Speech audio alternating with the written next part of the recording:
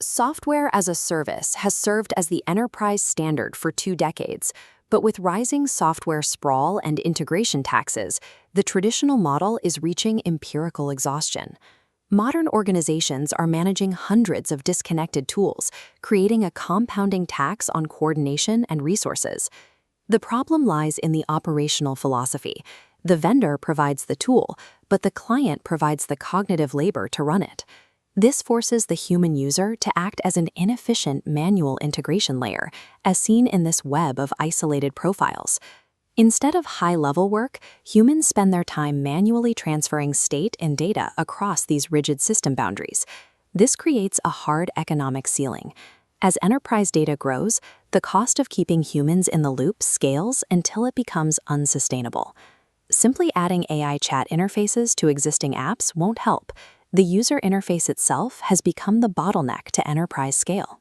We are moving towards service as a software, or SaaS, an architecture where multi-agent swarms execute tasks asynchronously and continuously. This shift requires the complete decoupling of the user interface from the execution engine. The top half is the control plane. It serves as a deterministic governance layer where humans define constraints, policies, and boundary limits.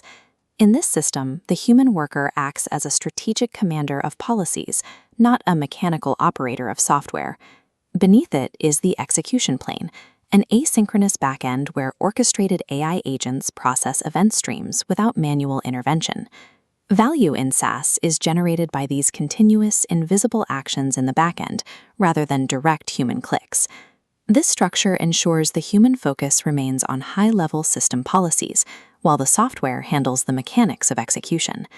Enterprise systems cannot rely on absolute mathematical certainty from AI models to achieve institutional trust. Instead, we must use axiomatic invariance, unbreakable structural rules that cage probabilistic AI outputs. Invariant 1 is policy precedence. It mandates that deterministic, human-defined constraints universally dominate any AI agent's proposal. When an agent proposes an action, it includes a confidence score. If that score fails to meet the threshold set in the control plane, the system rejects the action.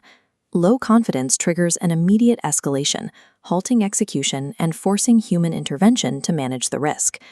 Invariant 2 is idempotent mutability. Every state-mutating action must be idempotent, ensuring the system can survive network partitions without duplicating data. By applying these invariants, the enterprise creates a verifiable safety envelope that neutralizes the risks of AI hallucination. Managing a swarm of autonomous agents creates a concurrency problem. Multiple simultaneous actions can lead to data collisions and state divergence. SaaSw uses event algebra to manage these concurrent agent proposals mathematically. Through event sourcing, the system state is projected from an append-only event log rather than a mutable database. To handle proposals from different agents at the same time, the system uses conflict-free replicated data types, or CRDTs. CRDTs ensure concurrent events merge flawlessly, guaranteeing eventual consistency across the swarm without locking the system. Logical vector clocks then establish a precise sequential order for every action in the log. These clocks mathematically preserve causality, even if the network experiences a severe partition or outage. This algebraic foundation allows for unlimited agent scaling while keeping the system state perfectly consistent. When software becomes an autonomous execution engine, traditional per-seat licensing models no longer make sense, yet pure outcome-based billing is often rejected because it is difficult to prove exactly who generated the value. SaaS requires a hybrid model based on expected execution yield, as seen in this equation. We measure the generated value over human baselines and subtract the compute overhead. Crucially, we then subtract the calibrated error probability multiplied by the impact of a catastrophic failure. This formula aligns vendor and client incentives by internalizing the financial risks of autonomy. A central obstacle to enterprise adoption is the question of liability when an autonomous system makes a costly mistake. Traditional IT logs show that an action occurred, but they cannot establish the causality needed to explain an AI's probabilistic reasoning. The verifiable execution layer, or VEL, addresses this by providing a model for probabilistic fault attribution. Using a causal trace graph, the VEL maps outcomes backward to the exact data inputs and the agent's semantic reasoning. In the event of a failure, the system uses counterfactual replay to isolate the fault. By rerunning the scenario with a single altered policy variable, the VEL can identify the precise root cause of an error. This layer finally closes the gap between probabilistic AI actions and contractually enforceable legal liability. Consider how this looks in practice with an autonomous ERP system. All data inputs are forced through strict schema validation contracts, represented by these comparison and table blocks, before agents can interact with the data.